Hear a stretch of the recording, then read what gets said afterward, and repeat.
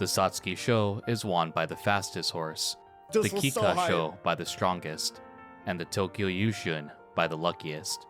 At the time of writing this script, from 1941 to 2025, only 8 racehorses have achieved the legendary Triple Crown title, with 5 of those horses being before the year 2000. These 5 racehorses would be Saint Light in 1941, Shinzan in 1964, Okay. Mr. CB in 1983, Okay. Simbali Rudolph in 1984, Rudolph! and Narita Bryan in 1994. Okay. The Japanese Triple Crown consists of 3 races of varying lengths: the Satsuki Sho at 2,000 meters, the Tokyo Yushun at 2,400 meters, and the Kika Sho at 3,000 meters. Differing distance is the first of many hurdles a racehorse will face when contesting this Triple Crown title. These 3 races are also home to some of the most fierce competitors of their era, making winning all 3 competitions a test of pure strength and racing capability. So, Almond Eyes is now also up there with winning a Triple Crown, right? These racehorses can't simply waltz into these races either. Strict regulation were in place to have horses qualify by winning preliminary races. They had to prove themselves before ever setting foot on the turf. 9 In addition, crowns. That's crazy, this title is dude. limited to 3-year-old horses only. I'm so fucking excited for I'm probably butchering the name. I'm so sorry if I am. Orfevre. Dude. We're doing like a 1-week Uma marathon when that character becomes playable.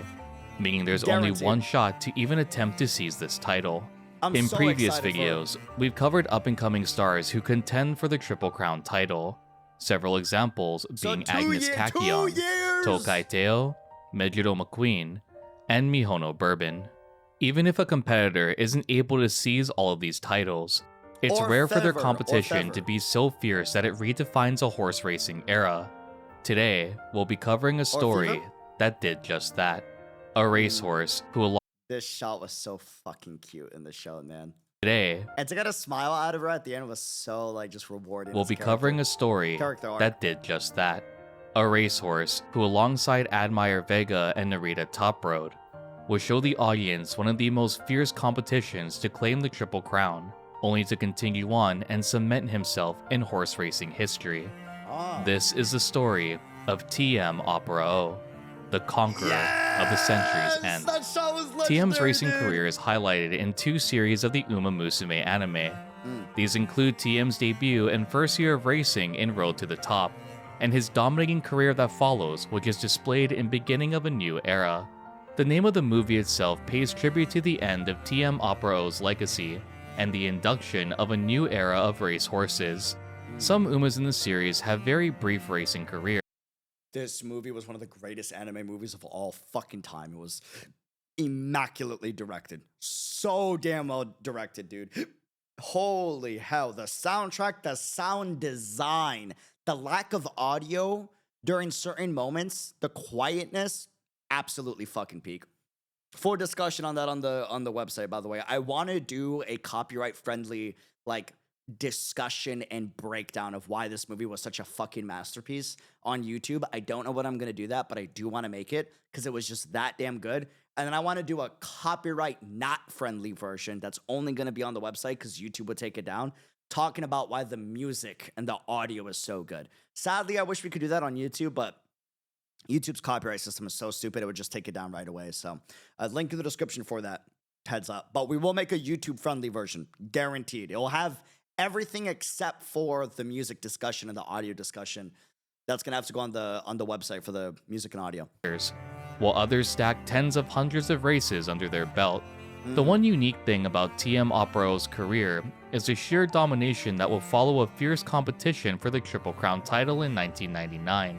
Road to the Top would convey a message that strong competition would bring out the absolute best of a racer's capabilities. Yeah. And that statement holds true for the 1999 Triple Crown series. TM Opera O was born on March 13, 1996, at the Kineas Ranch in Urakawa, Hokkaido. TM's sire was Opera House, a famous racehorse from Great Britain. He had earned the title of European champion in 1993 after winning multiple G1 races.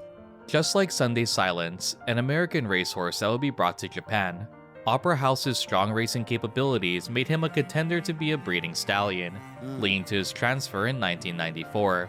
The TM in Opera's name are the initials of Masasugu Takezono, the president and owner of TM Kinen. Takezono would be the one to bring Opera House to Japan and begin the process of turning him into a breeding stud.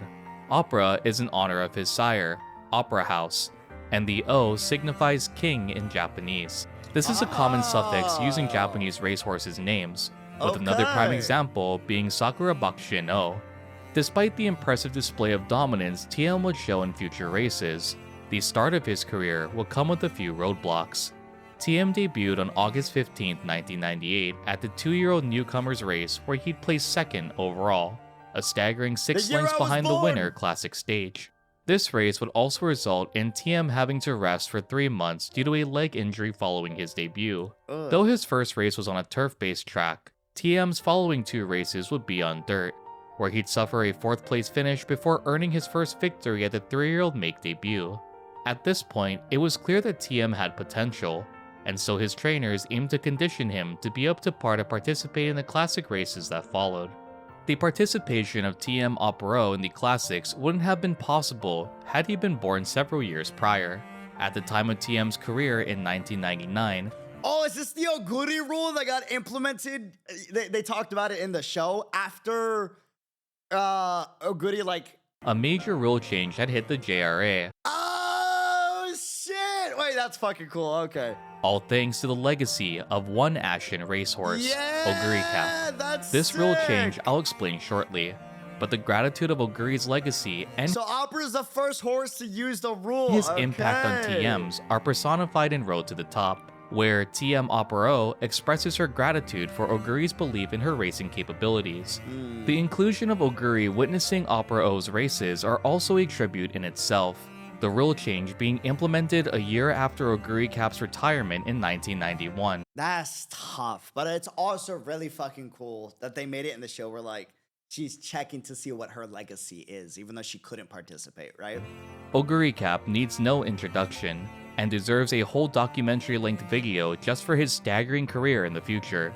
However, I'll summarize it briefly to emphasize the impact he left on the racing world. Oguri Cap was denied entry into the classics in 1988 due to his failure to register the previous year. This was a requirement at the time by the JRA. However, due to Oguri's sheer dominance against strong competitors and his sudden boom in popularity, public outcry soon ensued not only by fans, but fellow critics, trainers, and jockeys alike. Petitions were signed, attempts were made, and negotiations set to mend the rules and allow horses who miss the registration date. Love this guy so fucking much, bro. Oh. And negotiations set to mend the rules and allow horses who miss the registration. I love ambitious individuals that are not afraid to challenge the fucking status quo, you know? In a respectful but honorable way, but also being hyper aware of what their limits are. That's just blonde UD, okay. Date to still be able to show their talent against Japan's best in the classics. Unfortunately, for Oguri Cap, he'd be denied entry to participate, the JRA refusing to mend these rules so suddenly. This didn't stop the public from pushing the matter, and the sheer support of Oguri Cap was so strong that the JRA could not simply sweep this under the rug. The pressure built up to the point where the JRA changed this rule in 1992, allowing racehorses a late registration into the classics, albeit with a highly inflated price. This change would be referred to as the Oguri Cap system following its implementation. Iwamoto, TM Opero's trainer, was insistent to pay this hefty fine to showcase TM's capabilities against strong competitors. By this point, TM Opero had already met the requirements to join the classic races, having achieved a first-place finish at the Mainichi High on March 28, 1999. Takezono, due to TM's potential and Iwamoto's belief, would pay the 2 million yen fee to register TM Opera into the classics. The original plan was to train TM to compete in the Tokyo Yushun. This would mean missing the Satsuki Sho, which would take place on April 18, 1999. Takezono expressed concern with such a high-level race being so close to TM's Mainichi win. Once more, Oguri Cap's legacy would impact the trajectory of TM's career. Despite Takezono's doubt of TM's capabilities for the Satsuki Sho, Tsutomu Setoguchi, Oguri Cap's trainer, encouraged him to compete. That's So, cool. on April 18, 1999, And that's reflected in the show of Oguri, like, you know, giving her flowers per se to TM Opera O. It's so fucking cool how they mix the influence that the trainers had on each other with the characters in Umamusume. You know, it's like you're seeing both the trainer and the horse's influence in one character, and it's really, really dope encouraged to him see. to compete. On April 18, well done. 1999, TM Opera would enter the race course alongside his jockey, Ryuji Wada. TM would be placed against two strong competitors in this race, Narita Top Road and Admire Vega. TM, against all odds and at the disbelief of Iwamoto, would surge to the front of the pack within the final leg of the race, surpassing Vega and Top Road, claiming a win at the Okay, yeah, that's fucking hype. Wait. Look on the outside. within the final leg of the race. Oh, that's just gotta be gas to see in person. Surpassing Vega and Top Road, claiming a win at the Satsuki Sho. This didn't only mark a major victory for TM Opera, but also would be a moment in horse racing history. TM Opera would be the first late registered horse under the Oguri Cap system to seize a victory at the Classics. This also was a historic moment due to Ryuji Wada, TM's jockey, being the youngest jockey in history to claim a classic victory. Wait, which they implement that a little bit with TM Opera. Oh, wait, that's so cool. So they got like the trainer lore, the jockey lore, and the horse lore all built into the one character for Umamusume. That's so sick. The whole team got its flowers. Wait, I love that. This victory, however, did come at a cost. TM had been badly beaten by the sheer amount of whipping Wada had given him in the final spurt. Iwamoto, displeased with this level of mistreatment, would scold Wada, resulting in a shift in his riding method with TM Opera O. This method would rely more on Opera O's final leg of the race, and seizing victory at the very last moment. As the year progressed, TM Opera O wouldn't be able to find his footing in order to claim another win. From the Tokyo Yushun, held on June 6, 1999, to the Arima Kinen, held on December 4, 1999, TM would see second and third place finishes overall. Despite TM's inability to claim the Triple Crown title, his participation in the Classics alongside Vega and Top Road would bring in thousands to the racecourse. Vega would seize victory at the Tokyo Yushun, while Top Road, just like the anime, claimed the victory at the Kika That's so fucking cool that they do that, man. Show later on. This will result in these three racehorses being seen as one of the greatest rivalries for the classic titles. Clearly displayed in Road to the Top, the rivalry was definitely something that drew in crowds by the thousands. Despite the popularity of TM during 1999, the lack of victories frustrated Takezono, resulting in the demand to remove Ryuji as TM.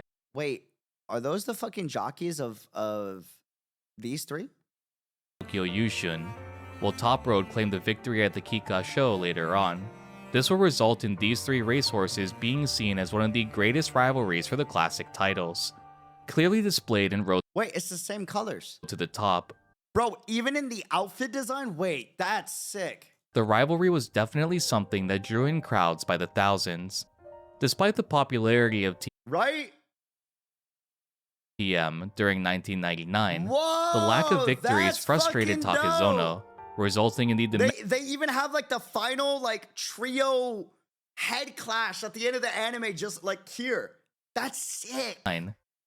The lack of victories A lot of racewear features on Umas are inspired by their real life jockeys. frustrated Whoa. Takezono, resulting in the demand to remove Ryuji as TM's jockey. Several losses were attributed to Ryuji's inability to make critical decisions as the race continued against strong competitors. Interesting. For example, the defeat in the Kika Show would be due to Ryuji's inability to properly pursue Narita Top Road and keep a lock on the first place position, resulting in a late surge and a lackluster performance. Iwamoto would stand by his pupil, stating that he'd retire training TM if Ryuji was replaced. Begrudgingly, Takezono will retain Ryuji's position as TM's jockey. Based. I love that. That reminds me of Michael Jordan saying that I won't perform or play if my head coach won't play. You know what I mean? And then That happened, right? I love that. I love to see that unity between a team. That's ending great. his classic career in 19. And by the way, that's him sticking his neck out for the jockey. That's him risking his career for the jockey because it's a tough position for you to be in. 99. Though Takezono had doubt of Ryuji's synergy with TM, the following year would prove to shatter all expectations. Entering the new year, Ryuji would continue to jockey TM Opera from the beginning of his career all the way into retirement. TM's nickname, the Conqueror of the Century's End, would surface after an undefeated year of racing in the year 2000. Up until this point, it was unheard of for a racehorse to win consecutive races at this degree. Each of TM's races were either medium or long distance tracks, having participated in every graded race possible in the year 2000. TM would also display a back-to-back victory in both the autumn and spring Tenno. And this is still the same jockey. This is after he was getting so much heat as a jockey and for the mistakes of him being a little rough on the horse back in the day, right? But like, that's so dope that he made the changes, and with the changes and sticking with TM Opera, they were able to win those consecutive wins back to back. Show, That's a feat only awesome. accomplished Conqueror of the Century's End is a fire as fuck title, real. 2 times prior. These previous victories being with Tamamo Cross and Special Week. So excited for Tamamo Cross. Wait, how long till Tamamo Cross releases? TM's wins of every possible graded medium and long distance race is still a record undefeated to this day. In addition, TM would set a record with 8 undefeated races in the year 2000, as well as the most G1 victories in a year being 5 in total. One of the most notable races for TM would be his participation in the Why are all my favorite characters coming out in years, bro? Beginning of next year, maybe. Okay, that's more like months. That's months, I think. I think, is there another horse coming out that's like sooner that I'm like really crazy hyped about? Maybe Japan hopefully? Cup, resulting in a first place victory. This would mark the 3rd consecutive win of Japanese racehorses, adding to the victories of El Condor Pasa and Special Week in the past 2 years. 2 lengths to make up. Okay, guys, I'm about to hit you with something. Some of you guys will get this, other people not so much, and will be like, okay, wait, you have a point.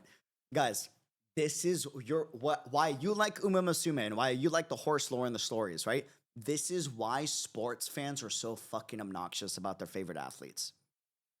This is why.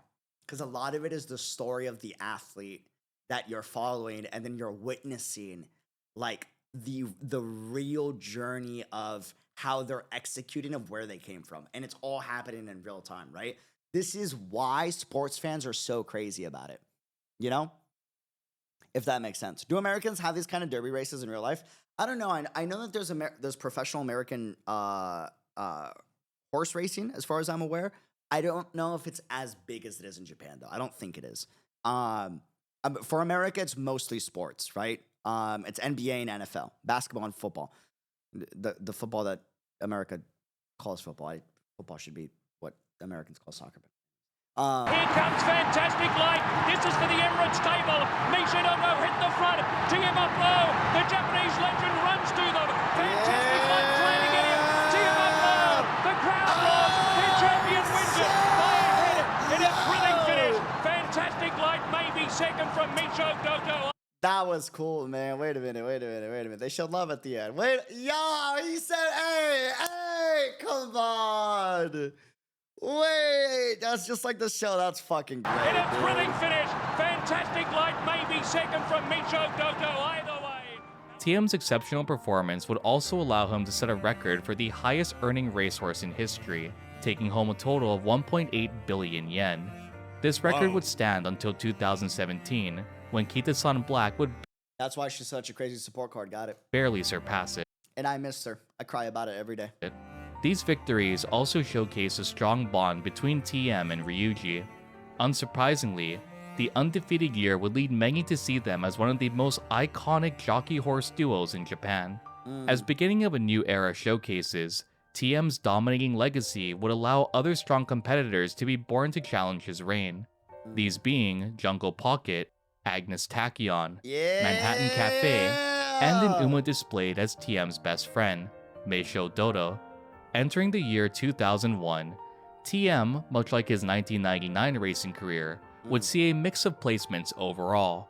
Of the 7 total races he participated in during 2001, he'd only placed first in 2, with the lowest placement being his final race at the Arima Kinen. Originally, TM's trainers had planned to set the record for most G1 victories after the undefeated year in 2000. TM would have 7 total G1 victories in his career, tying the current record. However, Meisho Dodo Man, that's tough. would upset the chances of breaking this record by defeating TM at the Takarazuka Kinen on June 24, 2001.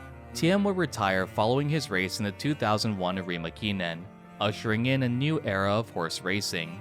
TM's dominating race history will result in him being named Horse of the Year in 2000, and in 2004 he'd be inducted into the JRA Hall of Fame. Unlike the other horses we covered in past videos, TM Opero didn't see much success as he became a breeding stud in retirement. Being from a lineage of European horses, TM's career was a miracle in itself. TM's pedigree is suited for horses being raised and raced outside of Japan, and due to this, many of TM's offsprings were unremarkable in performance on Japanese racecourses. Sadly, due to this fact, interest quickly declined over time due to the unsuccessful offspring TM sired. For the remainder of his life, TM enjoyed retirement away from the racecourse. He passed away suddenly at the Hakuban Bokujo farm in Hokkaido at the age of 22 years old, after suffering a heart attack. Though his life had ups and downs, TM Opero is still regarded as one of the greatest racehorses of all time in Japan. Even with the inability to seize a Triple Crown, Opero had solidified his capabilities on the racetrack, earning record-breaking amounts and gaining the adoration of thousands. A racehorse who ushered in a new era, personified as a prideful Uma with a love for racing and a desire to stand atop her competition. This was the story of TM Opero, the conqueror of the century's end. Such a Did you enjoy this video? fire And who should I fucking cover title, next? dude. Be sure to let me know in the comment section down below. Make sure to check out PureX's channel in the future or now when you're watching this video, whenever you end up seeing this video. They do a lot of fantastic documentaries. One of my favorites personally being the Agnes Tachyon one. They have a Rudolph one that I want to check out in the future. If you enjoyed this discussion in this video, let me know other videos that we should check out in the comments down below. Leave a comment, subscribe, leave a thumbs up. Join us on Kick, where we do a lot of Umamusume streams, and we're going to be doing a marathon here in the future pretty soon. And if you want to check out discussions on the movie and the anime, we've uploaded some over on our member website. That way it doesn't get nuked by copyright over on the YouTube channel. And expect a movie breakdown copyright friendly on YouTube in the future and the website. That's the one that goes on the website won't be as copyright friendly. I want to talk about the music, but YouTube won't let me talk about it. So, but yeah, we'll see you soon. Thanks for all the crazy support. Love the heck out of y'all. Till next time, be unreal and take care of yourselves.